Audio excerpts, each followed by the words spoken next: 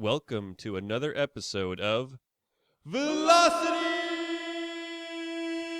Chaos!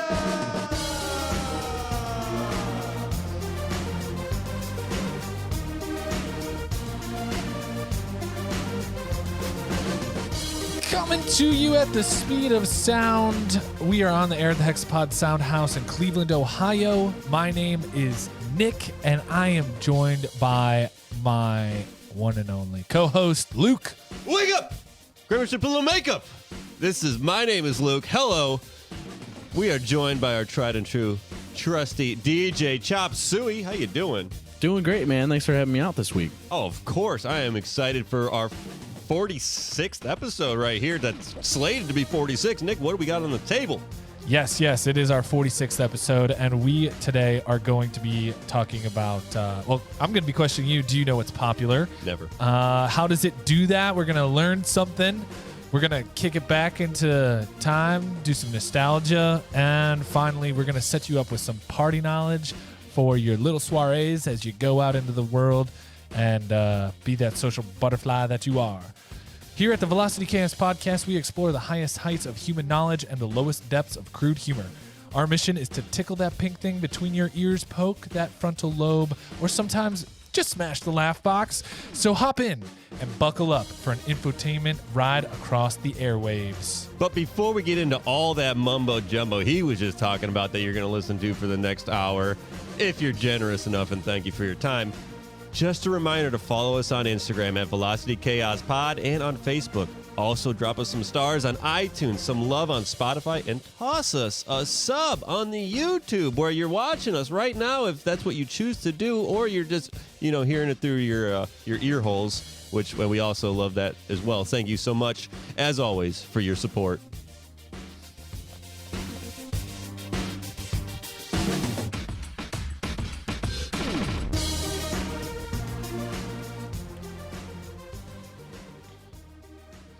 So, Luke, would you consider yourself a spicy guy? Oh, I'm so spicy. Look at me.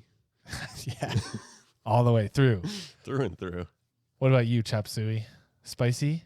I'm all about that spice. I like dry spice. Dry spice. Real dry spice. Well, then, Island spice. I want to change my answer. yeah. Go. I'm not as spicy as DJ Chop Suey. Let's be real. Well, then you're both going to love this segment because you're going to be able to kick it up a notch, and you are all in on the dry spices. So today on our segment, Do You Know What's Popular? We're going to survey some of the most expensive spices out there on the market today. Oh. So just to give you a frame of, humans have been using spices in their cooking for ages, for centuries. And at some points, they've been almost more valuable than gold. Like black pepper used to be called black gold because of its value. And people were trading for it literally with gold coins in the Roman times. The current global spice trade is somewhere north of $15.4 billion annually. Billion with a B? With a big fat B. 15 B is in boy. billion. Billion. For the spices. For all the spices. All of them. For the spice trade. That's nothing. All our Star Wars fans out there. Spice runners. We doing the paprika run? The paprika run in 2.45 parsecs. Yeah, Dang. so 15.4 billion as of 2020. So just about 2 years ago.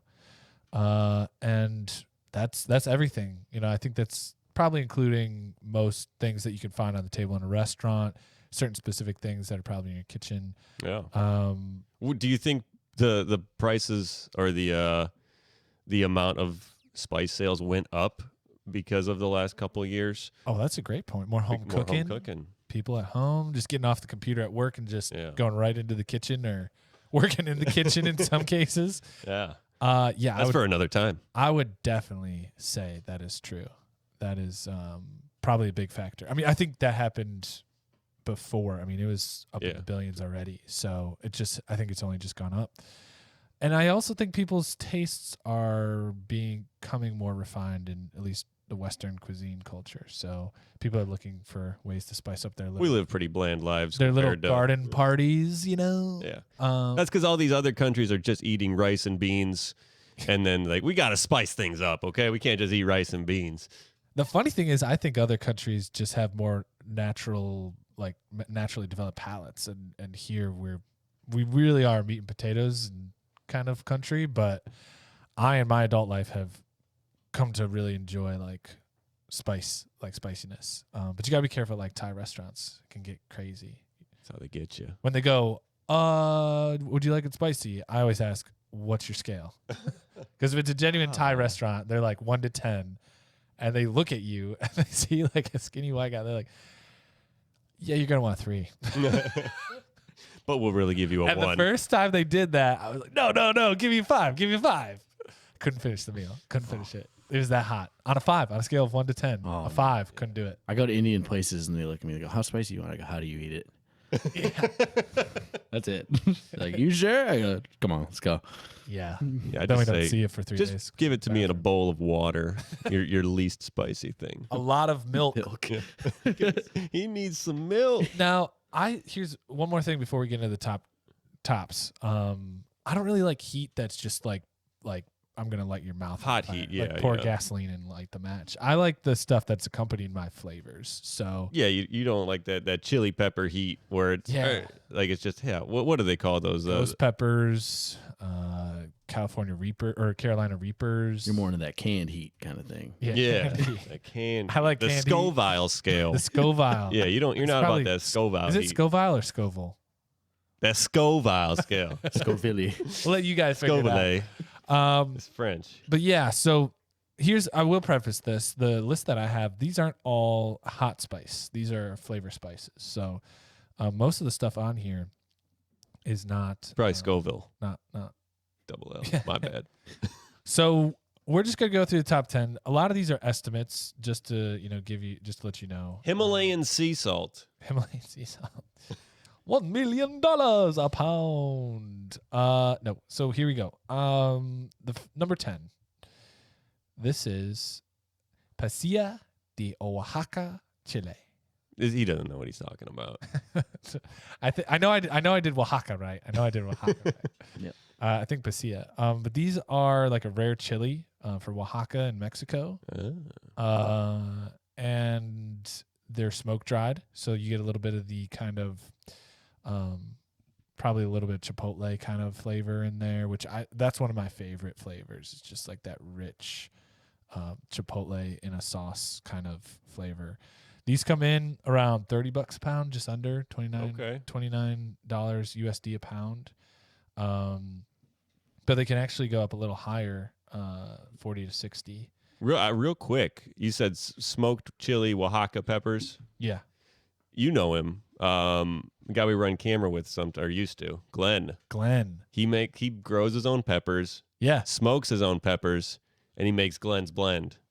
We got to get some of Glenn's blend. I have some of Glenn's blend. What? Yeah. You've been holding out on us. He does small batch. So Okay. it's like, he'll like, those little like crack or whatever, shakers, whatever Yeah. they call them. Yeah, little Grinders. bottle. Oh, Yeah, little bottles. And he'll do like maybe 30 of them at a time, like at most. Wow.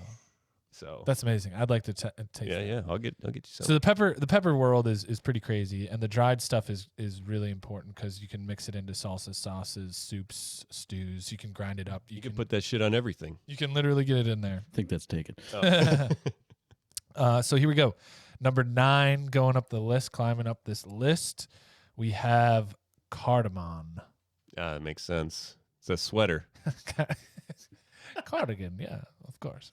Cardamom, it comes in 2 varieties. I found this out, black and green. I didn't know that. I think we're more commonly using green.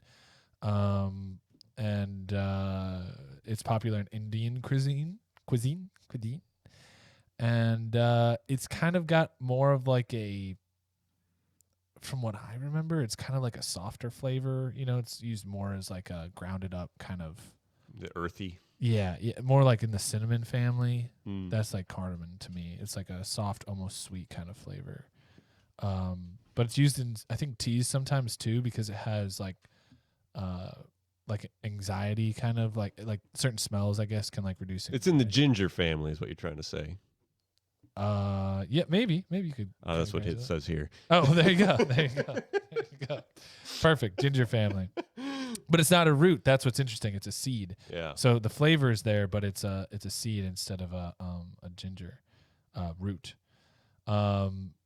So what other like I'm playing the game a little wrong. What other like spices? I'll take a minute to see what other spices you guys have in your cupboards. Yeah, pink Himalayan sea salt. That's the most expensive. Yeah. Gotta make sure it's way up high. Yeah. Are all pre-crushed black pepper? That's expensive. Oh, so like the little kernels? No, already crushed. Oh. Yeah. Already ground up. Already ground. I don't want to do the work. I got weak wrists. What was that? America's Test Kitchen says any unground black pepper is better than any pre-ground black pepper. I believe that. So even if you got the cheapest, not ground little kernel, whatever, what do they call them? Of black pepper corns. Yeah, I think they're peppercorns. Yeah. They're like little seeds somewhere. Those will be better than any pre-ground. That makes sense because all the flavors It's locked fresh. in there. Yeah, it's locked in the tiny balls. And then you just then you let it out. Yeah, unleash it all over the place. But yeah, no, black pepper. It was on the list of like top 20, top 15. Just because it's basic. Yeah, but it's not cheap. Like when you have to go out and get it. We talking like paprikas here, some ginger. No paprika, no ginger. I'm basic. I'm a cheap spice. If I was in the Spice Girls, I'd be cheap spice. Probably. It is funny. My wife is kind of telling people like she'll call some of our friends who have like the clean haircut and like very metro, like she'll call them Spice Boys. They don't like that. That is funny. But it is funny because now I call them Spice Boys as well. This one's going to be a little out of left field for you probably. It's called the kaffir lime leaves. Is that 36 pounds? This $36 a pound. And it's literally like, it's kind of like the bay leaf. It looks bay leaf. You know, where you put it in a stew and it unlocks the flavor from heating it up over time. So this ends up in a lot of Asian dishes, a lot of stir fries, rice dishes, and it kind of adds flavor through kind of that unlocking. This one I'd like to try just because I do like stews. I like curries. I don't know if you put it in a curry, but I'm sure you can use it in a lot of different things. But it's in that bay leaf kind of seasoning. Yeah. Here's one you probably, I don't know. It's probably got different levels, different families. But I missed the grains of paradise, by the way. I'm not familiar with that one, but that one's right above the kaffir lime leaves. So that's 8. In value, yeah. But moving on, this is one that has a family of seeds that actually I think we use a lot and consume a lot. Cumin. Ah, yeah, that's the one. This is black cumin seeds. So whenever you eat a taco, you're probably eating cumin. It's just part of that kind of Southwest, Latin flair. It's ground up seeds. Put all that cumin in there. Mix it in. They didn't put the thing over the U, so I'm not sure how to pronounce it. Cumin, the little dash, the two circles, the two little dots. This is a family show. Middle East and South Asia also grow a lot of this black cumin seeds. Dude, now every time I go to say it, I'm gonna say it wrong. There's no umlaut.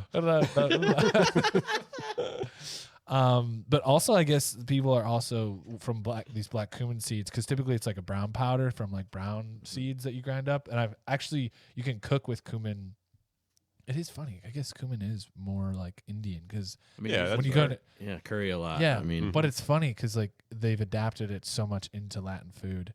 But I've cooked with actual cumin seeds, just the brown ones, and that actually adds a nice kind of like texture. And They're the spices of the world. I mean, they're not just the one region. Nobody owns these. They're God spices, really. God spices. Organic black cumin oil is now a thing where they like must squeeze all this stuff and cumin extract. Yeah. Dude, we're gonna be doing the cumin challenge in a week or something. Oh God, no. Yeah. Oh jeez, God. No. Hey, New man. segment. They are God spices after all. All right, here we're in the top 5 already, so we are moving through nicely. But the long pepper, this is of all the things on the list, this is probably one that I'm most interested in getting my hands on. Also known as pipli or pipli. This comes in at $47 a pound. They are like little. They look like long raspberries. Tiny pine cones. Tiny pine cones. Yeah, I do see the raspberry. Yeah. There's some red ones. Yeah, but Probably dry out, I imagine. so they're probably in the vein of a lot of lentil curries, marinades, long peppers are combined with herbs, but it's harder to find than regular black pepper. So they're in the same family. You find it, you grind it up, and you use it in the same type of way as like a black pepper, which makes me want to try it. I just want to see what it's like. Finely ground, it's kind of a sprinkle in, kind of mix in kind of spice. So I'd be down for trying to find some long peppers. Seems like you got to put that in a cheese grater. How big they are. It's probably What number is that?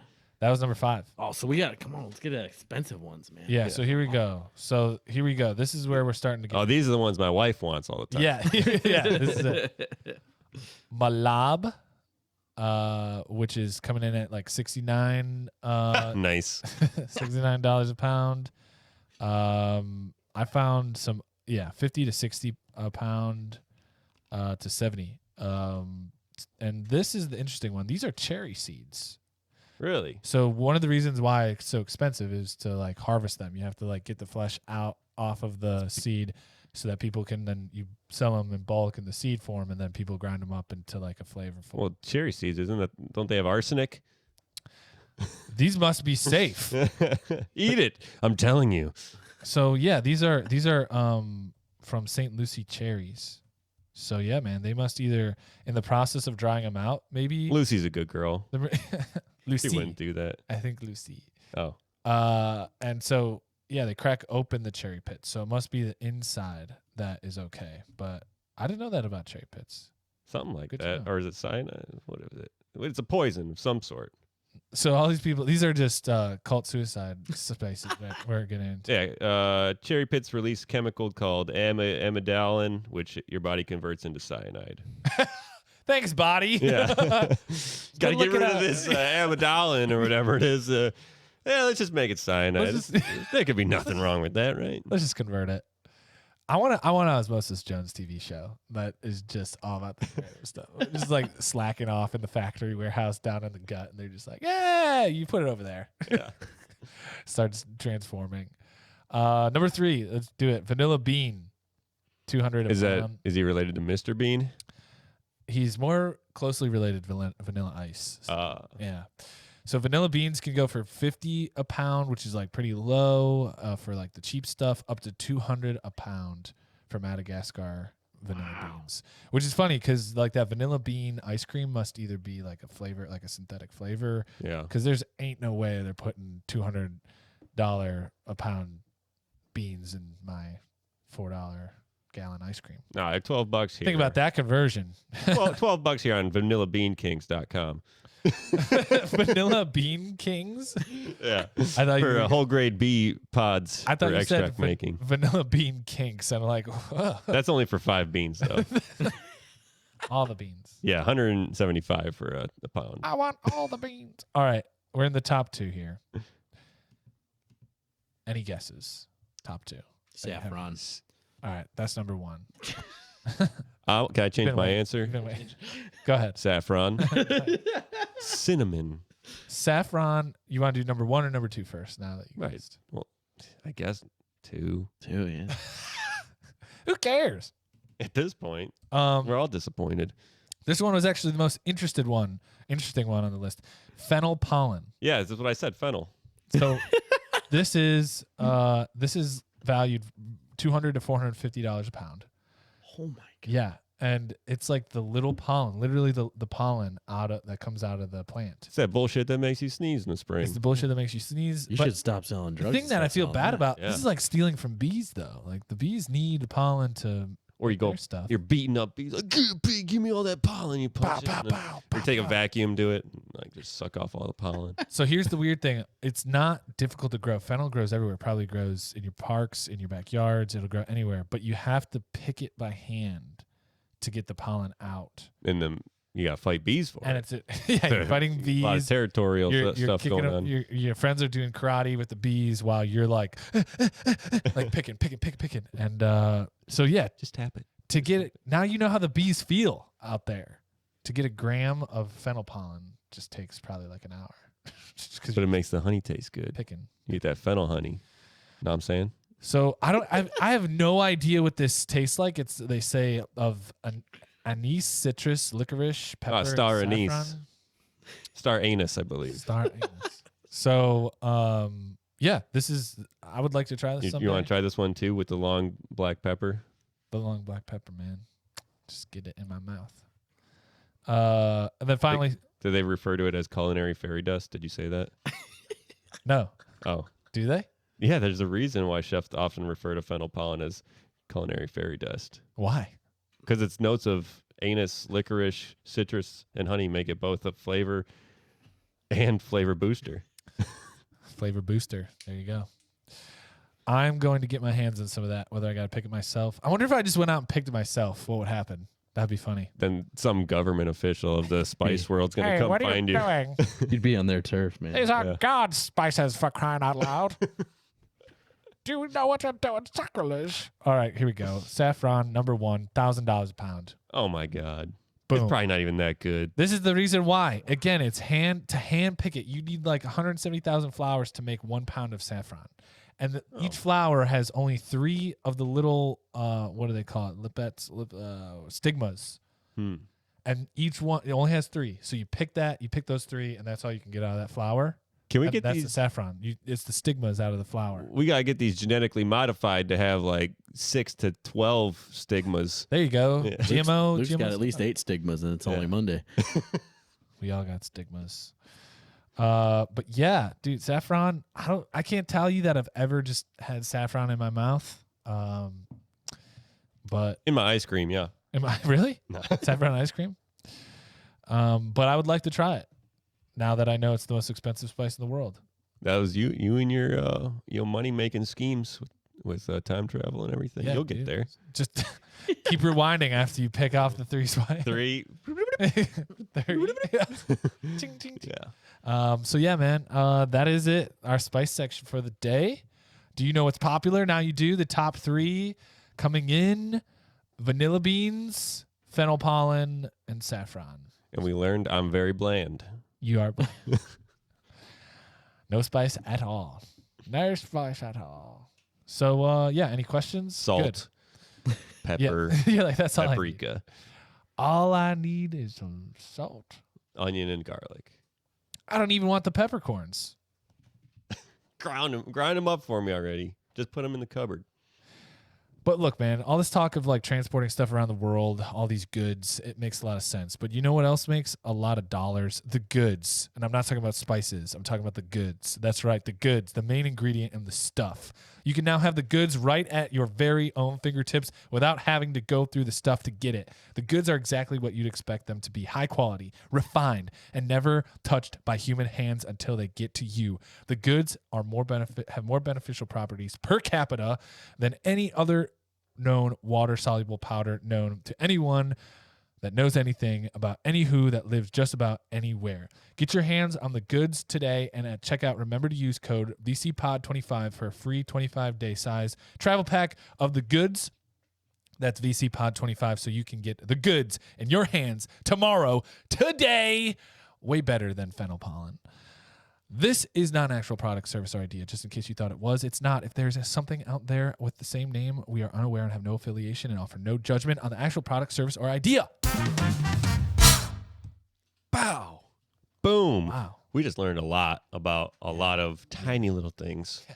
Now, I want to learn us a little bit about a couple of little things.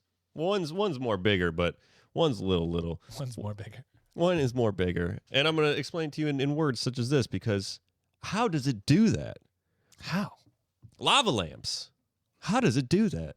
And I want to get into Rubik's Cube. Just real quick on both of them, right? Why not? Quick question. Yeah. What is, okay, we say, how does it do that? What is a lava lamp doing? What's the verb? It's lavaing.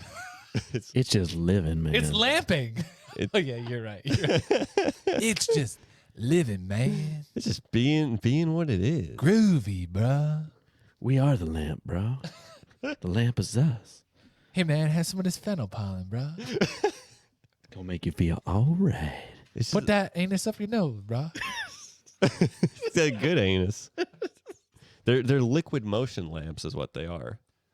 So they're motioning. Got it. Okay. Yeah, they're motion Sorry. of the ocean. Motion of the ocean. Of the lamp. You can check it out from your waterbed, bro.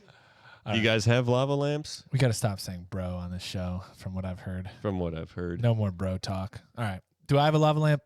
Bruh. No, I don't have a lava lamp. Have you ever? Yeah. You guys Oh, have- yeah. Of College. course. Right. That was the time to have it. Want to have the shaggy hair and the shaggy dog, you know. It's in your van, dude. Yeah. Those meddling kids all had those lava lamps. I just thought they were interesting. So, invented by Edward Craven Walker. Two last Walker, names. Craven Walker. What? What was it? It's Craven Walker. Wes Craven? Yeah. Ed West Craven Walker. Okay, got it. Edward Craven Walker. Edward Craven walking. Got it. Is that what I said? Yeah. Oh, did I spell it wrong? No, you got it. Oh. It's just backwards in my notes. Oh, my bad. I'm just kidding. He was the founder of Mathmos, which is the lava lamp producer, or the original. They're the lighting company best known for the lava lamp. And so he launched the first lava lamp, quote unquote, the Astro, in 1963 to instant enduring popularity. So really quick, lava lamp is the item, but there's models of lava lamps. They're different kinds. Like, whoa. yeah, it's not just, erect lava lamp. Yeah. There's other ones, like some are like spaceships and stuff. Okay. Yeah. Got it. What was that model called? The Astro? The Astro. Got it. So Ed says, this is what Ed says about lava lamps. I think it'll always be popular.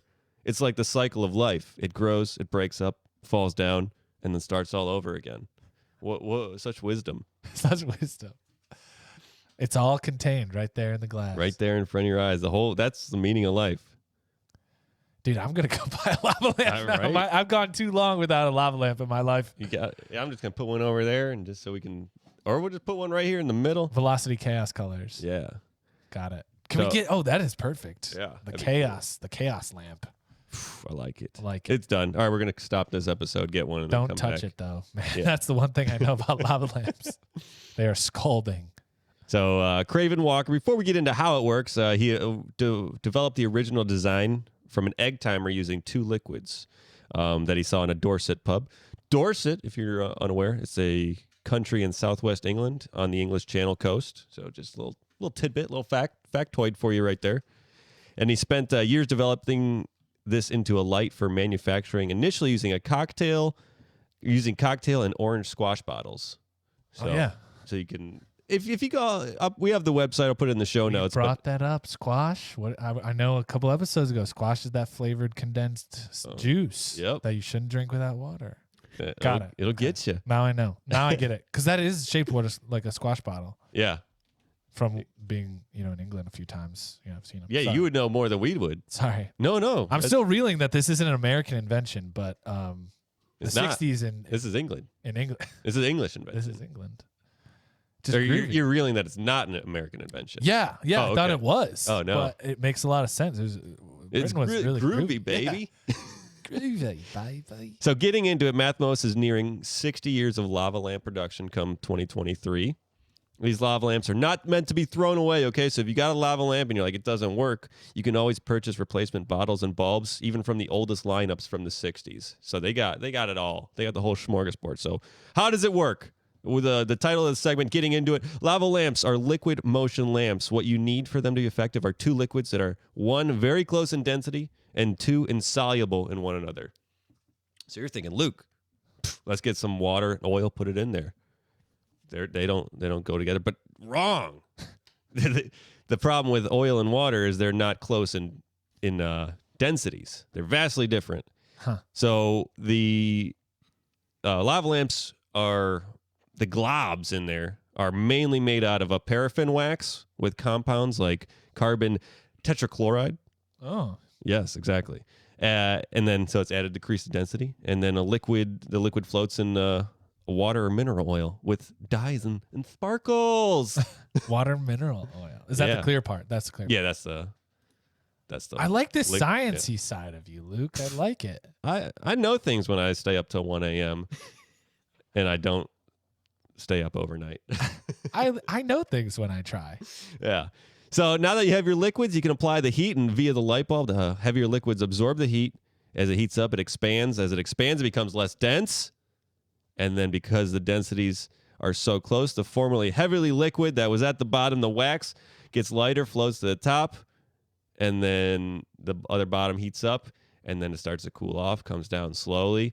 And it's because it heats up so slowly and cools off so slowly, that's why you get that, the lava. Yeah. The lava. It's pretty neat stuff. It is beautiful to watch a lava lamp. Can watch it for a long time. Yeah. Just mesmerized. Yeah, Just for sure. And then you get put some of those glow in the dark stars on your ceiling. Yeah. And maybe one of those spinning disco balls. Yeah. Yeah, man. What else you got, man? So with that, let's kick right into the Rubik's Cube. Whoa, wait. I thought you were just vibing out. And I was No, like, well, I was vibing I'm like, man, you were like a lava lamp in that segment right there. we were nice, cool, chill. I just found out the largest lava lamp ever made was 4 feet tall. That's big. That's a big boy. 10 gallons of stuff in it. Can we get that one right here? You couldn't even see DJ Chop Suey. Yeah. And then the most expensive one was $15,000. Jesus. Yeah. Yeah. One more We'll get thing. that. Mathmos. I'm impressed that this company has been around since the 60s, just selling like bottled lamps. chemicals. Diehard with fans, a light man. bulb at the bottom. Yeah. But they never go old. They don't. Like you might store it in your attic for a decade or two, but you're like, hey, babe, check this out. But this makes me sad. This makes me sad that I don't know what happened to my college one, because I did have a college. It was like my school colors. Damn, I'm going to have to. You get a new one, replace it. Hey, babe. Check it out. Okay, Check it cool. out. Put it right next to the table. Lava lamps. I'll get one. Rubik's Cube. Yes. You guys know them. Have you ever done a Rubik's Cube? You've ever Rubik's to Cube Yeah. successfully? Yeah. Nice. Does it count if I cheated? Yes. Well, I mean, if you learn how, is it cheating? That's true. That's true. I definitely looked at the codes, but I did one. Yeah, but if Yeah. you learn how, I mean, I don't think then do you know? Has anyone actually ever figured it out is the question. on their own without On their any- own without Probably. hints. Probably. The way I learned how to do them is I solve most of it, and then I know 2 separate moves to get the corners. Right. That's, yeah. I forgot how to do it, but I did know it. You'll pick it up. I did. I think my record of doing one was like under a minute. Dang. If I do it like 3 minutes, I'm happy. Yeah. I think I did it like 54 seconds. Dang, this Yeah. guy. I was right there with you. I was like Yeah. 7 years. Yeah. I had to wait till the glue dried. So Rubik's Cube, it's a 3D. I only let people turn it a couple times before I solve yeah. it. Did No, I turn no. this one or this one? Because you just, I'm not at that level where you're clicking it with your Oh, back no, fingers, yeah, but I no. could go. I look think down about it. on A those minute. people. It's not crazy. That's just memorization at that point. Yeah. So if you don't know what we're talking about, Rubik's Cube is a 3D combination puzzle invented in 1974 by Hungarian sculptor and professor of architecture Ernest Rubik. Of course. Originally, he called it the Magic Cube. So we could be talking about the Magic Cube right now in some alternate parallel universe. But no, we're talking about Rubik's The Cube. Magic Cube. 1980, Rubik's Cube won German Game of the Year Special Award for Best Puzzle. As of March 2021, 450 million Magic Cubes have been sold worldwide, making it the world's best-selling puzzle game and best-selling toy. Wow. Yeah. It's the Bible of toys. Yeah. Leave it to the Germans to like. We're not going to put wheels on something. Your toy is going to be it's going to be a puzzle, yeah. It's going to be the puzzle. We make all of you smart. Yeah. They appropriated that one. Yeah. The Magic Cube. So 1982, world record time to solve a cube. How fast? This was, I guess, 8 years 3.6. after. 3.6. 3.6? Wow, that's... No, 22.9. Okay, I'm going to change my answer. I don't think I solved one. I think I solved one like probably around 3. Yeah, probably 3. I'll say 2.56. Yeah. And then, so today's world single speed cube solve time, fastest 3.47 seconds by Yusheng Du. Oh, wait. I'm going to Single change my speed answer cube? back to under a minute. Yeah. And then, so the fastest average solve time for 5 solves, so taking out the high and the low, is 5.9 seconds. So that's 5 solves. remove highest and lowest time and then average. Wow. That's by Timon Kolezinski. Those Rubik's Cube tournaments are kind of crazy to watch. Just two dudes. Bunch of nerds. I would say, sorry, two people across the table. And they're just like, They got their go, hand- brrrr, and it's over. They got their hands on the table and they go, huh. Or they've lifted, look at it, and then put it down, and they go, okay, I'm ready. Beep. Oh my god! Oh my god! Yeah, that's exactly actually. That's exactly how it it. You think they train their fingers? And the other Good. kid's Oh, yeah. crying because he was 0.3 seconds behind Yeah. the other dude. And you're like, ah. Tommy Cherry holds a record of 14.61 seconds for a blindfolded solve. Oh, those are crazy. Jeez, that's all. See, it's all memory. And then Max Park holds a record of 6.82 seconds for a one-handed solve. That's that guy's fondling Rubik's cubes. That guy's fondling Rubik's cubes all day. Mr. Steal Your Girl, man. Yeah. I know. How does it work is what you want to get into because that's the segment. How does it work? Standard Rubik's Cube measures 5.6 centimeters. Yeah. You know, that's less than 7 inches, probably with conversion. So 2.25 inches on each side. Consists of 26 unique miniature cubes, also known as cubies or cubelets. Got the cubies. Cubelets. Guys, one hand in the cubies. Each of those. Hey, Mom, I'll go to tickle the cubelets for a little while. Mom. Yeah. Yeah, sure. That started a bunch of punishments. No, you will sit here and eat your dinner.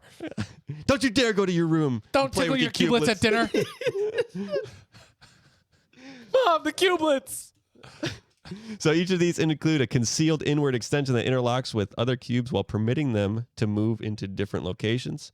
The center cube, though, on each one is fixed and they only rotate. So Yeah. that's a helpful thing if you're are trying to solve a Rubik's Cube. The center ones don't really move. Yeah. Think about it. Dude, the lava lamp, the Rubik's Cube, the philosophies that are built into these.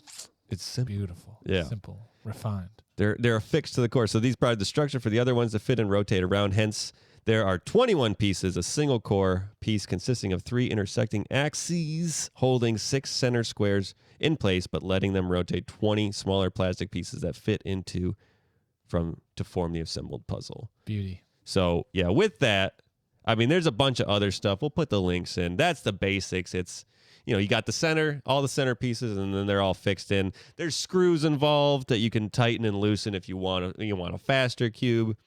Tune your cube. Doing your cube. Your cube, bruh. Here's what I wanted to get into for the nerds after you go figure out how it's done. This springs and screws and stuff. There are several tens. No, dozens. Nay, hundreds. No, I was wrong. Thousands. Wait, quintillion permutations of a Rubik's Cube. Wow. Several quintillion permutations. Several quintillion. 43 quintillion permutations of a Rubik's Cube. So like quintillion times 43. Yes. Okay. That's how many. That's a lot of zeros. Sorry, I was trying really hard to sound smart there. It's like the Forrest Gump of Rubik's Cubes. Like, Yeah. life cycle Rubik's Cube. Never know what permutation you're going to get. Yes. Exactly. That's what it should be. Tom Hanks, we Do you need want to just do the show? Do you want to just, Yeah. you just take this one away because you've been killing. If there were enough Rubik's Cubes to actually make all those permutations, the Earth's surface would be covered 275 times. And if they're 2.5 inches times 200, 2.25. 2.25 times 200, beep, boop, beep, boop, beep, boop. Beep, beep, That's beep. definitely taller than a human.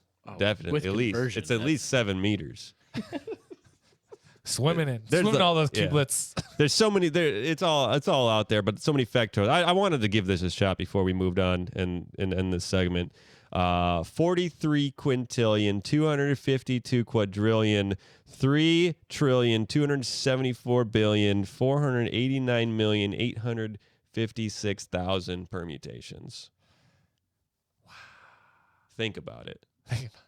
Jesus Christ. That's it. That's all I got. That's it. All right. Wow. I feel so knowledged up right now. Dude, the cubelets. That's my favorite new word. Watch out. But what about the cubelets? Messing with your cubies. Think of the cubelets. Oh, man. Edward. Thank you, Edward Walker. Craven Walker. That one was Rubik. Rubik and Craven Walker. Okay. We're gonna kick it back.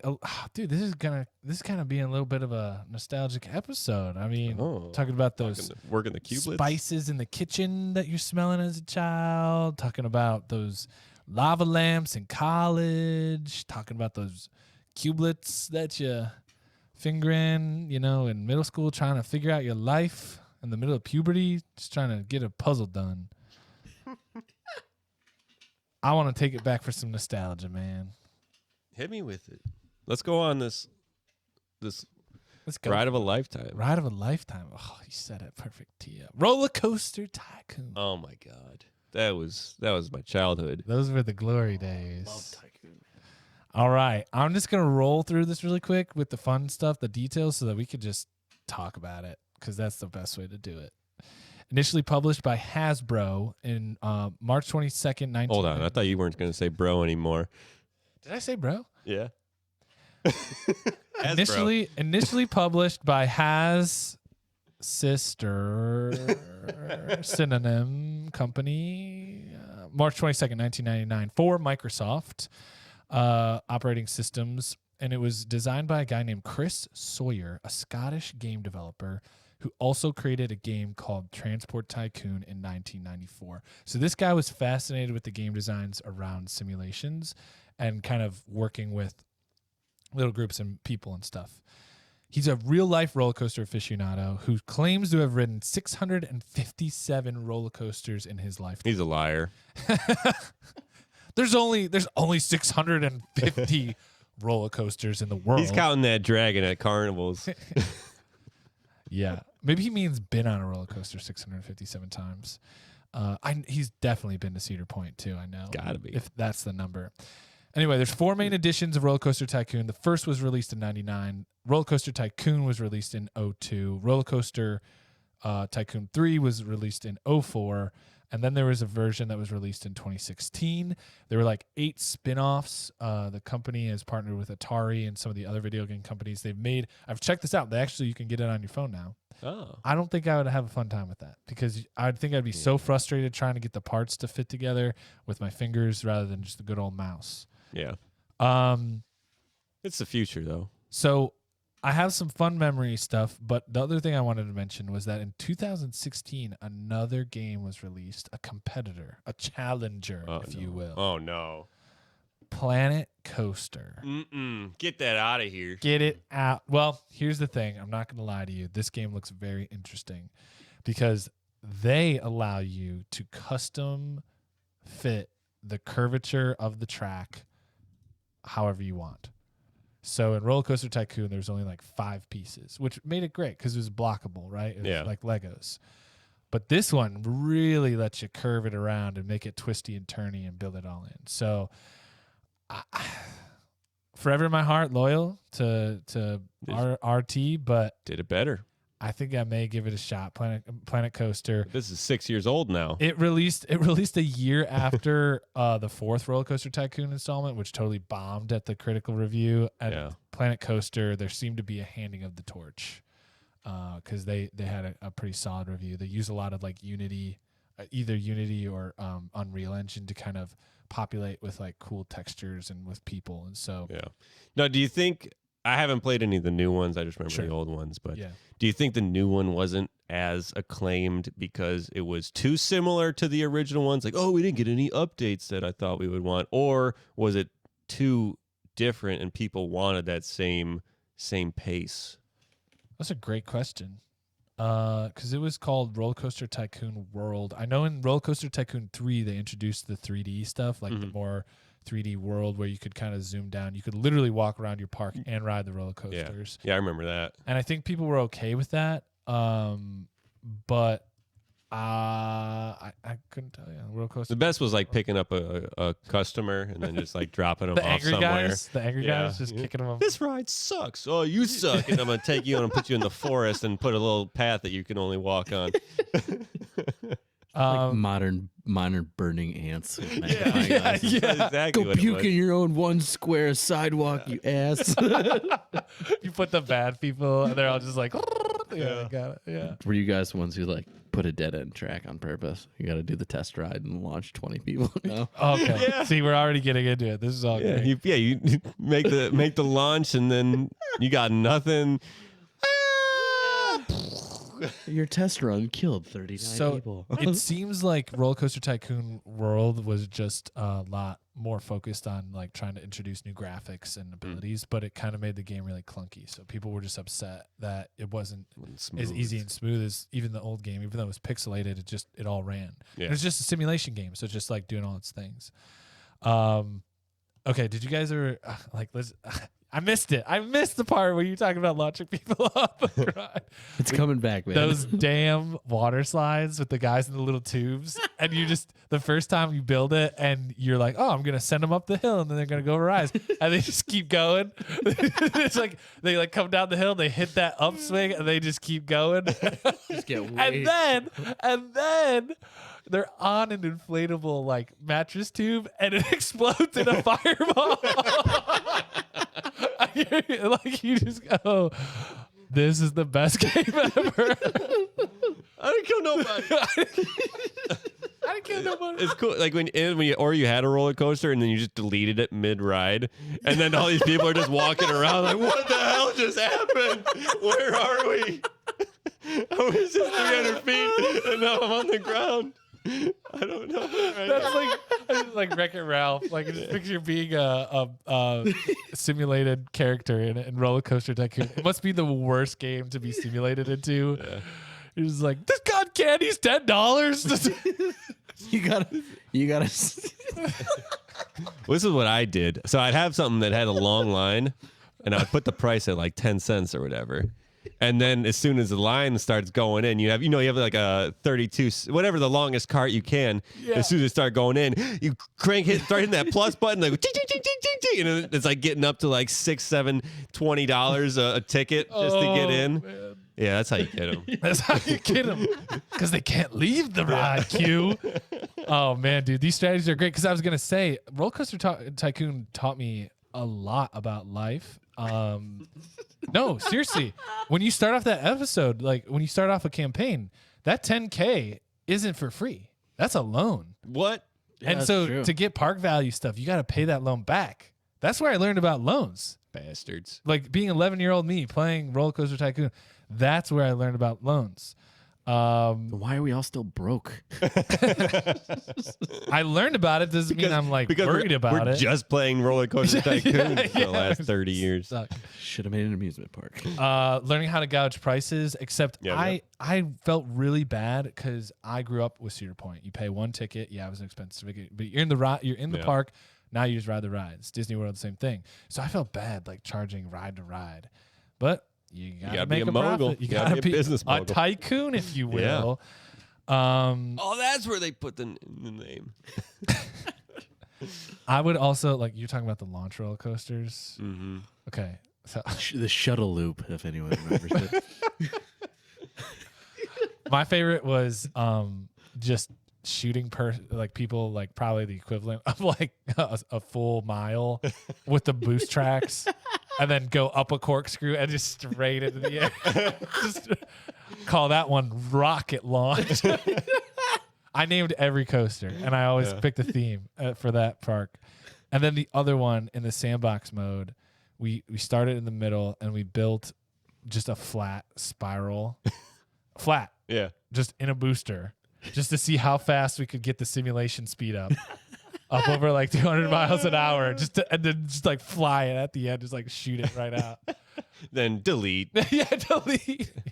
Delete track. Delete track. You always had to hire mechanics, remember? Yeah, like, that was bastard. You like hired like 3 mechanics and they're all like picking their nose with the cotton candy machine. Don't want to work. And you're like, where's this mechanic? And he's off in the woods or something. You got to pick him up, drop him in the queue. Oh, the handyman cutting the grass. Yeah. You're like, what are you doing? If you don't uncheck the grass thing, he'll just start floating way out there. Yeah, but then the customers or whatever, they're going to be like, this grass is too high. Son of a bitch, get out of my park. That square that's 3 miles away from the path clearly hasn't been cut in 2 months. This park is so dirty. Well, stop puking everywhere. Use a trash can or something. Then the security guards, you find out about the security guards. The one thing that never, ever was worth paying for was the little mascot people. Well, it boosted the spirits. Which did what? Yeah, nothing. I'll boost it with just a great ride that I'm about to engineer. Yeah. Put that hard hat on, that my mom got me for Christmas. And you're just like, all right. My brother's like, I want to do it. I'm going to kill you. You go play with the football. Yeah, go make your own roller coaster. But I don't have. And then you just see that balloon flying up through your screen that the kids Single lost. balloon. Yeah. Oh, at the end. Just like you yeah. make a balloon stand and you start seeing balloons flying away. Well, that's the fun part. When you beat a campaign, you always got to install the balloon stand, always. And you got to make them free. I don't know if I ever beat a campaign. I just made roller coasters. That's it. Yeah, you don't care about it. I was trying to complete it at one point. My god brother, I guess, would be godparent's son. So god brother. He made the Joe coaster. The joke. And it's straight up out of the station, a short loop, not a loop, but just a turn. Yeah. Straight down, right back into the station.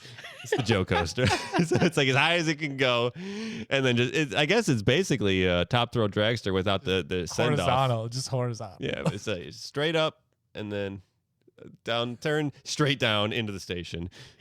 No muss, no fuss. No muss, no fuss. I bet you was the best selling ride. You start to really get down into the campaigns. You start to really get down into the mechanics of the money coming in, because you can build these beautiful rides, but if they take longer than 3 minutes, it's harder to generate profit from them because they take so long to get out. And you either do that.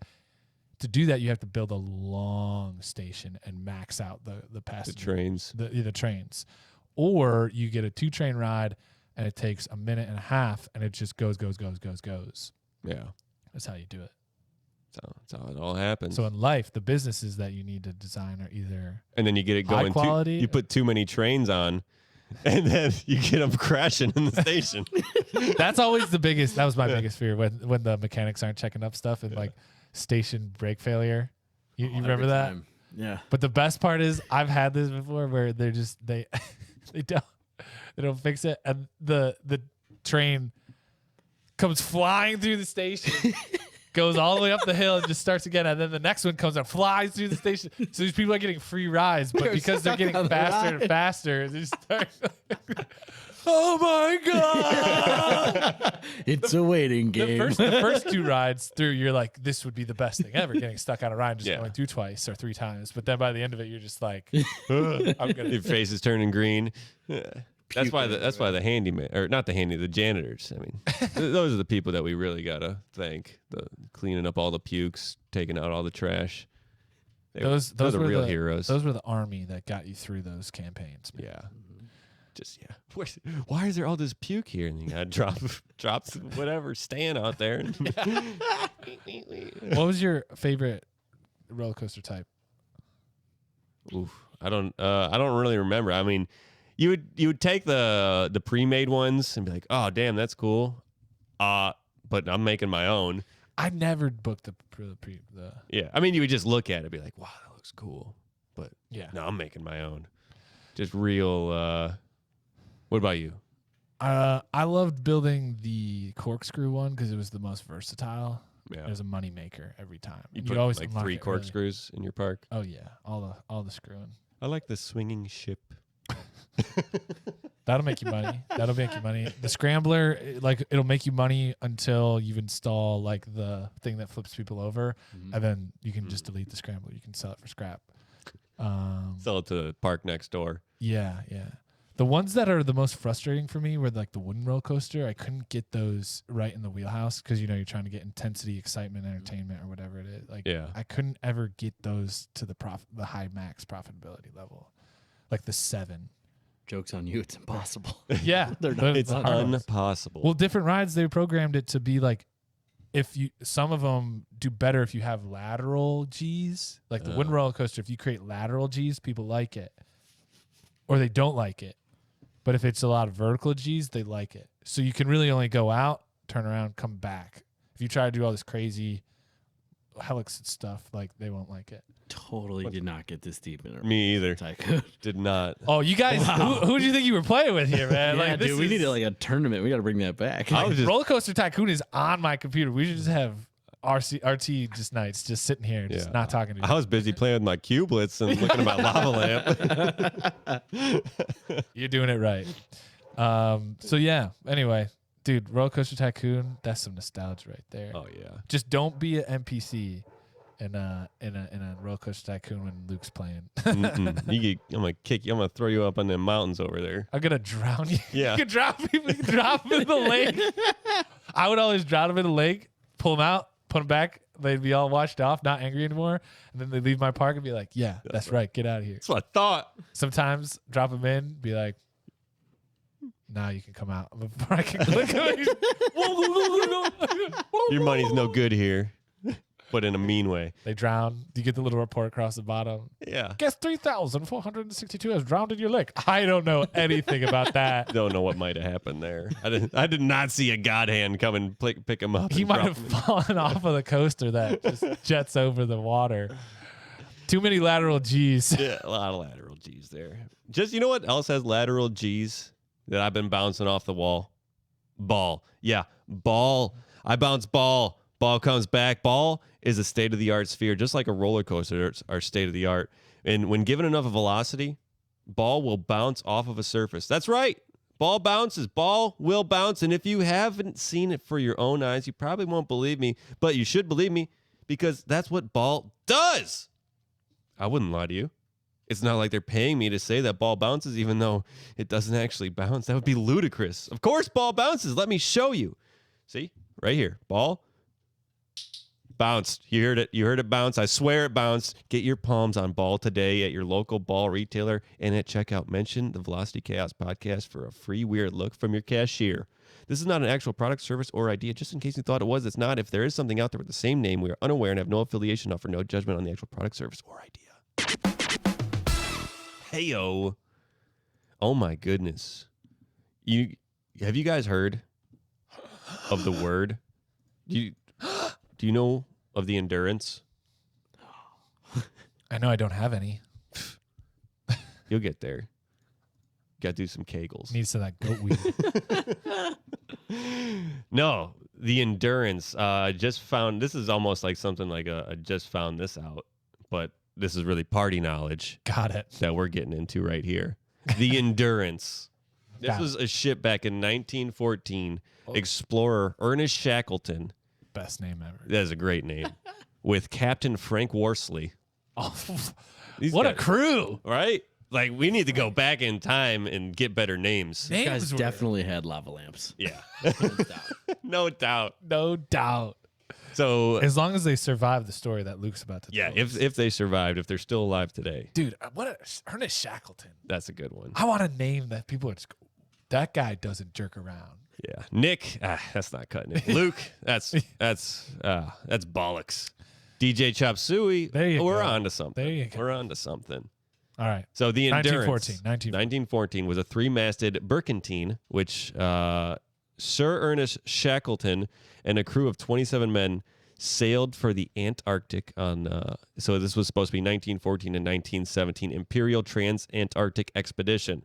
The ship, originally named Polaris, was built in Framnes shipyard and launched in 1912 from Sandefjord Fjord in Norway. Then they changed it to the Endurance. After the trip, No, before the trip. So it was originally dubbed Polaris. Polaris. And then they made it the Endurance. Well, that was a bad idea because then they had something to prove. Yeah. How long can you go? Yeah, well, we can't come back. We can't turn around on a ship called the Endurance. You got one way, buddy, forward. So this whole trip, I mean, I'll get into it a little bit more, but I'll give you guys a little preface and then I'll get into the full details. So Okay. his goal, Shackleton, was to get to Antarctica from Georgia. Not Georgia, South Georgia. Totally different. Georgia's up in, wherever it is. South Georgia's down closer. The European Georgia? Yeah, that Georgia. That's not that Georgia. This is South Georgia's more by South America in Atlantic. So, oh, wow, not the state. Yeah. No. Oh, no. wow. Okay. Yeah. Look at all this party It's a knowledge. Man, I'm going to island. be Yeah, dropping so facts on much. people around the punch bowl. So the Endurance, 144 feet. So we know that's with conversion more than 7 meters. One thing about it, it's a 350 horsepower coal-fired steam engine and sail. I just thought that was What? cool. So this was 1914. So is this a wooden ship? Wooden ship, Three-masted, but it also and had sail. it also sail had and an engine. Wow, they really kitted it all out. Yeah, this was the Endurance, baby. It's going. But what was it, a paddle? Like a paddle thing that moved it? Or what was the engine for?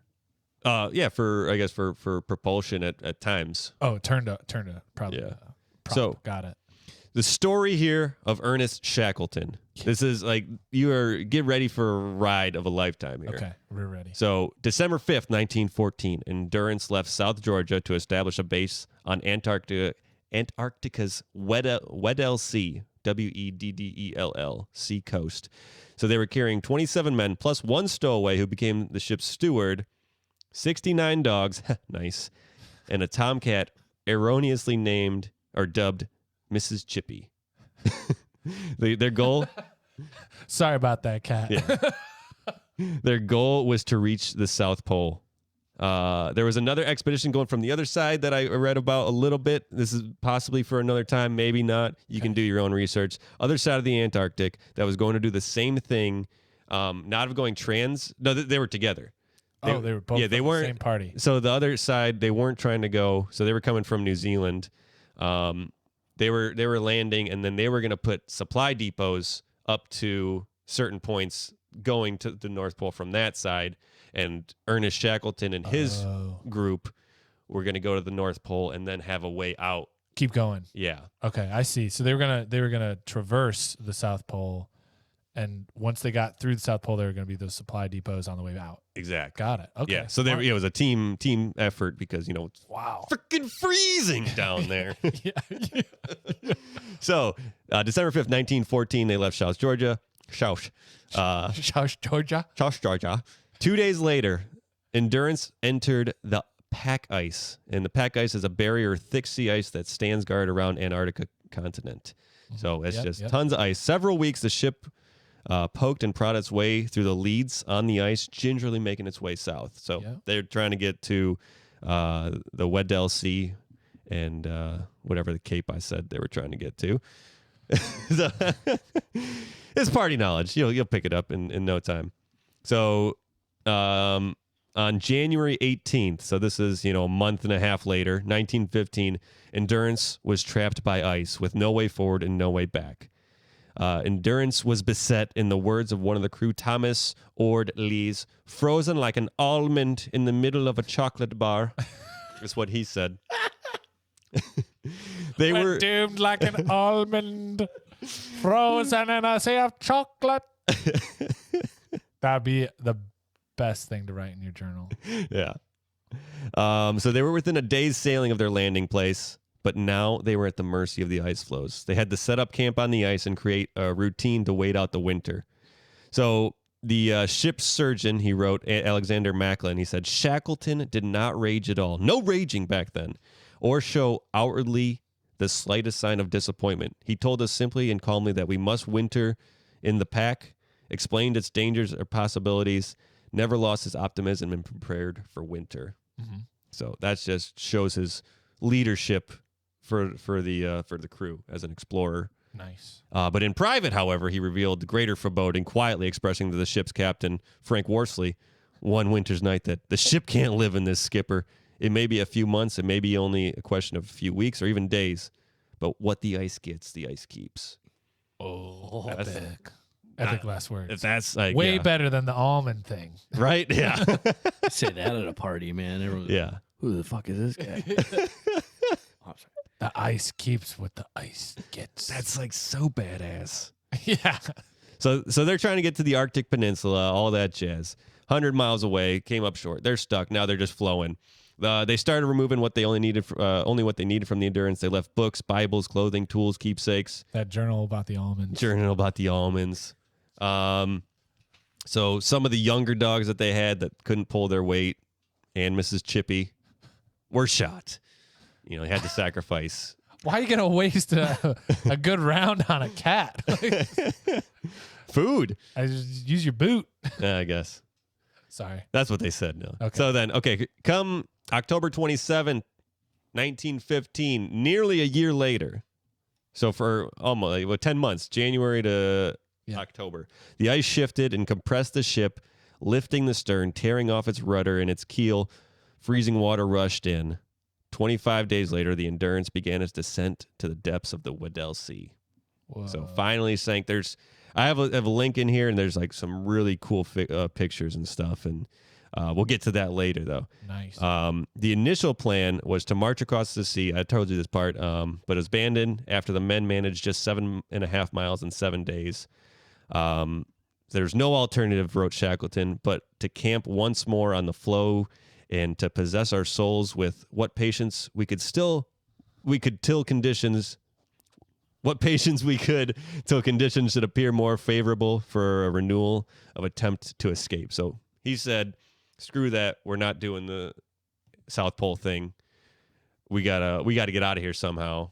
So they had a couple boats. So slowly, steadily, ice drifted further to the north. April 7th, 1916. 2 years later. Year and a half. Oh, year and a half. Okay. So from December to April of another year. Snow-capped peaks of Clarence and Elephant Islands came into view, flooding them with hope. The floe has been good to us friends, wrote Shackleton in his diary, but it's reaching the end of its journey and it is liable at any time now to break up. So was the flow moving, and as they were walking on the flow, it's kind of like those airport walkways. It was like helping them get closer to where they needed to go. Yeah, wherever its will was taking them. So it's like, they're on these floating bits of ice. Yeah. And on April, like Rudolph. Yeah. So he's with that. He's saying, it's kind of getting warmer. This ice is probably going to break up soon, and we got to make our move. So we overcommitted. So then 2 days later, it did exactly that. Splitting beneath them with an almighty crack, Shackleton gave the order to break camp and launch the boats. And all at once, they were finally free of the ice that had alternately bedeviled and supported them. Whoa. So now they're on these little lifeboats. Smart. 30 people or whatever. Like 20, what was it, 27? Yeah. 26 and Couple captain. guys. Yeah, a few guys. So close to 30. Now they're confronted with a new foe, the open ocean and frigid temperatures. It's not getting any easier. Not getting any easier. Oh, I'm sorry it's taking so long, but this is just, it's like such I'm riveted. Yeah, this is like a freaking amazing I don't know story. how it's going to end. So through it all, Captain Worsley navigated through the spray and the squalls until after 6 days at sea, Clarence and Elephant Islands appeared just 30 miles ahead. Oh. The men were exhausted. Worsley had, by that stage, not slept for 80 hours. That's like 3.5 days. What? He's up. He's the goddamn captain that you want. Yeah. Next to Captain Daddy, you want Captain Frank Worsley at the helm. I'm going to name my cat Frank Worsley. Yeah. And while some of them were crippled by seasickness, others were racked with dysentery. Frank Wild, Shackleton's second in command, wrote, at least half of the party were insane, yet they rowed resolutely towards their goal. And on April 15th, they clambered ashore on Elephant Island. This is not the end of the story. Oh my. So they're on Elephant Island. No one else is here. There's where they land, there's really no hope of anyone else finding them. So at this time, this is the first time they've been on dry land since leaving South Georgia 497 days previously. Oh my God. But their ordeal was far from over. So they, and these are just about estimated dates, because they were like saying days, so I was like trying to calculate the days. So Yeah. April 26, 1916, Shackleton, Worsley, and 4 others set out in one of the lifeboats, the James Caird, to seek help from a whaling station on South Georgia, more than 800 miles away. So they left the other 20 to go get help. In a dinghy boat, no less. Yeah, in a little dinghy. 800 nautical miles. Take this canoe 800 miles. Yeah. Sounds like a great plan. In the thrashing ocean. For 16 days, they battled monstrous swells and angry winds, bailing water out of the boat and beating the ice off the sails. The boat tossed interminably, and big waves under gray, threatening skies, recorded Shackleton. Every surge of the sea was an enemy to be watched and circumvented. Even as they were within touching distance of their goal, the elements hurled their worst at them. Here's a quote. The wind simply shrieked as it tore the tops off the waves, down into the valleys and tossing heights, straining until her seams opened and swung our little boat. Like, how does he have time to write this? Yeah. I was like, with all that frostbite, how you even? When my hands get like stiff, I can't do anything. All that lack of sleep, man. 80 hours, man. Do a lot of things. He's breathing. May 11, 1916, Shackleton's party landed on the other side of the island from the whaling station. Oh, damn. So they set off on foot to reach the whaling station, which is over a mountain. So Shackleton, Worsley, and Tom Crean climbed over mountains and slid down glaciers, forging a path that no human had forged before. After 36 hours of desperate hiking, they staggered into the station at Stromness. And there's a little excerpt. I'm not going to get into that as much, but like just the one of the guys at the station, like his account of what happened. He's like, I'm seeing these mangy guys, and he's like, we need a ship to go save these other 20 guys. And like, how can you not believe him? Yeah. Because of the way they came. Like, You know, there's nobody else out there. yeah, They came from a mountain. What are you talking about? Yeah. You guys are tripping. yeah. So first they rescued the 3 men that came on the James Caird. So they went around the island, got those guys. Nice. Then they focused on rescuing the 22 men they left behind on Elephant Island. It took them 3 attempts to get to Elephant Island. What? In Yeah. a bigger boat? In a bigger boat. If I was Shackleton, I'd be like, listen, we got that little dinghy. we just got here in that thing, and you got sails and power. Okay. Wow, So 3 tries. So first one, it ran low on fuel navigating the pack ice and was forced to turn back to the Falkland Islands. The second ship, which was proffered by the government of Uruguay, came within 100 miles of the men before being beaten back by the ice. So they were close. Proffered means given to. I had to look it up. So just if you were wondering. Then the men on the island, they were growing more and more dispirited and doubtful until August 30th, 1916, the Yelko from Chile made its way to the men on Elephant Island. It had been 128 days since Shackleton and Worsley left on the James Caird. Oh. And once they got there, within an hour, the camp was broken and the men were on the Yelko. Did they all make it? Every member of the Endurance original ship were safe and alive.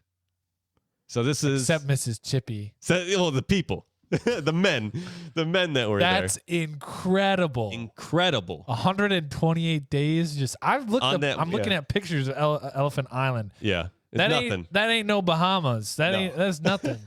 That's no man's land. Yeah. And yeah, so it's 480 days being on Antarctica and then another 128 days on Elephant Island. And the trials that Worsley and Shackleton went through just to save them, that's passion and leadership. Like if you guys were left there, I'm sorry. I just rode 800 miles. I wouldn't even be mad at you. It's been 2 years, man. That was 800 miles was a lot. Like that was your chance to get out. No. That's crazy. There's so many crazy parts of that story. Just rowing 800 miles. Yeah. Navigating that. I wouldn't even know how to navigate that. And another crazy thing. So they originally left just days before World War I. Oh yeah. And so I don't know if they knew it was going to happen or anything. Oh, yeah. And then when they came back to Europe, 3 years later, that's totally different Europe than what they we should have stayed on the island, bro. Yeah, when they probably should have been praised as heroes, like we got bigger shit going on than your little adventures. Okay. Yeah, welcome back. Here's a rifle. Yeah. So the thing that brought me to read all this and this incredible story is there's a expedition now, the Endurance 22. Oh, jeez. They've just have we learned nothing? No, people have done the Antarctica thing. They just found the wreckage of the Endurance. Whoa. And as of right now, as of today of recording this, tomorrow on the History Channel, there's going to be like a special about the Endurance and finding it. So 5 weeks from now, when you hear this, like, oh, okay, look back a month on March 22nd, History Channel. Go watch that. Go check it out. But yeah, they found it. The pictures are incredible. We'll put them in the show notes. Nice. Just the pristine condition that the ship was in because of the cold Yeah. waters, because of because up there too, it's more clear, right? The water's more clear. water's It's more clear. You don't Yeah. have the critters that eat Yeah. into wood down there because it's too Yeah. cold. Whoa.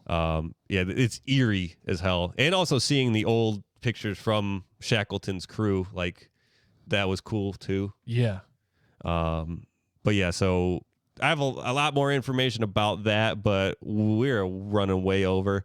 You guys can find it for yourself. I thought the story itself was Yeah, that's your amazing. party knowledge right there. Just memorize the cliff notes on this. Yeah. That's a banger of a story to tell at Yeah.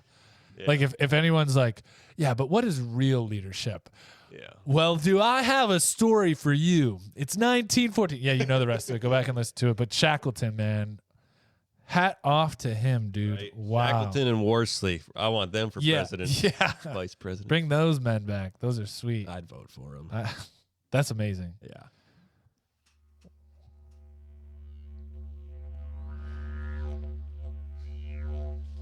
Don't be a hero, mate. You look after your mates, and your mates will always look after you. Yeah, cheers. Just like Shackleton, your mates will look after you. That's right. That's how it goes. Cheers, mate. Cheers, mate. Just don't get lost in the Arctic Circle. Man, I could have talked about that segment. I could have talked about a lot of our segments today a lot longer because they were all very interesting, but we're going to toss one more at you. This is the segment where we do Aussie news. We go down to the land down under, and we check in with our Aussie friends down there. This week, we're going to talk about a rare prototype Holden VH Commodore sells for $108,000 at auction. What's that? Is that an old computer? It's an old car. Oh, the Commodore 64. So it's an old car. The reason why I thought this was really interesting, I learned a couple things. Like it put a lot of perspective that Australia makes their own cars. Not every country is an importer, and I thought it just opened my eyes to the way that vehicles work. So Holden was a car company, an Australian car company. I think they were owned by General Motors or eventually bought by General Motors, but they created all these kind of prototype cars. If you look at the model that they found, the VH Commodore, it's kind of an unassuming car. And it's got an old, strikes me as like an Australian kind of car because it's like tan. It's like beige. And it just looks like it's straight out of the 60s because it is. This car was, actually the 80s, pardon me, but it's straight out of the 80s because it is. That's a beaut. It is kind of a cool looking car. So the idea was that this was a prototype vehicle that people, I think, were teaching car design based off of. And they just rolled it into this teaching facility, must have thought about it, and then just rolled it into storage because they had never driven the car before. Really? So this is like a 40-year-old car. Right off the factory line. Literally right off the factory line. They just covered it up and it had been sitting there. So like it was in pristine condition. It was just funny how people found it. The guy who was talking about the car was just so thrilled about it. And I think it just goes to show it's a cool idea that you never know that when that thing that you have is going to turn into that thing that people want. And apparently with COVID, antique and collectible cars, classic cars, the sales of these have just increased because people get such a kick out of finding and buying old cars that like these auction houses are seeing massive increases in the amount of transactions that are happening there. So you never know. When that thing you covered up in your garage, that old Commodore, that old VH Commodore, might turn into a nice big fat check. Dang. That is freaking crazy. Yeah, but it is a pretty car. The logo's cool. It's like a lion. Yeah. Tigers, bears. bears. Oh my. Yeah, Holden's a cool company. They actually, they've made some of the prettiest cars too. We had a Pontiac because you said it was owned by GM. Yeah. At one point, Holden made a V8 car. I forget what the Holden's called it, but it was actually, I think it was the Pontiac 500. And I mean, it was like one of the fastest cars you could buy here, like off the factory floor at one point. They're a cool company. Makes a lot of sense because they got so much flat space out there. They probably just drove it right out and just. Yeah. We need to get that in the Cleveland Automobile Museum. Maybe that's who bought it. Maybe. over there in the Western Reserve Museum. That's a cool place to walk through. Yeah, those cars are beautiful. Yeah. So there you go. Holden VH Commodore sells for $108K at auction. 1981 prototype. Beauty. I mean, that just goes to show you, in life, when you think that you have something that's just, plain and basic and something that, probably everyone else has or doesn't want, think again. It could be stuck away in your garage. Go through all your old stuff. You probably got a gold mine back there. Or go outside of your garage into your garden. Start tapping flowers because maybe you got the spices that everyone wants and the bees are stealing. And you got to say, hey, bees, I know you're not extinct. What's the other one? The one prior to extinct. Endangered. And you got to be like, look, I got a family to feed. Okay, kids? And then you tell the kids, like, hey, beat these bees. Stop playing with your cubelets. Get out here. Let's start getting some of this saffron pollen or whatever it was. No one knows, really. It's all God's good green earth, if you believe in that. It's just the way we evolved. Who knows? No one knows. Because when you're out there on the ocean of life and lava lamps are getting stuck, left behind because you don't got time for that, and you're just with 27 other dudes and 69 dogs and a wily tomcat named Mrs. Chippy, what are you going to do? Play with your cubelets? I guess. That's really all you can do when you're stuck down in the Antarctic for 2 years.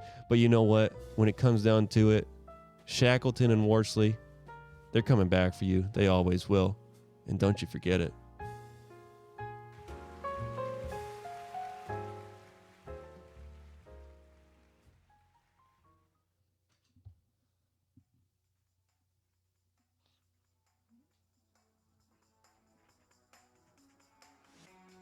Oh, yeah, let's pull in to the recommendation station.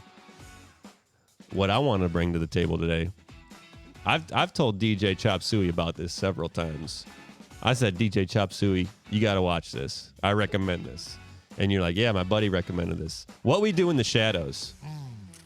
It's a good one. Yes, sir. The movie and the TV show. The movie, Jermaine Clement, Taika Waititi. Yeah.